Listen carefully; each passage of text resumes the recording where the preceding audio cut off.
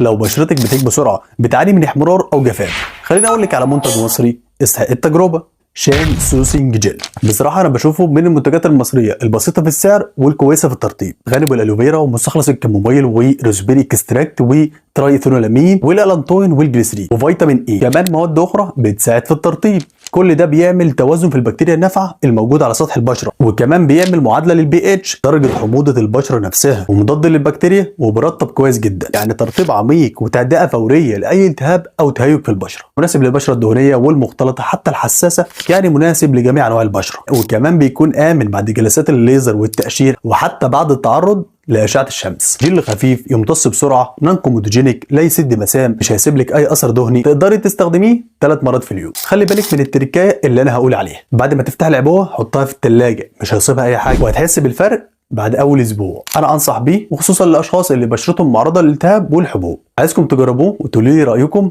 في الكومنتات، ولو عندكم اي سؤال عن مشاكل البشره انا موجود. وما توفيق الا بالله، والسلام عليكم ورحمه الله وبركاته.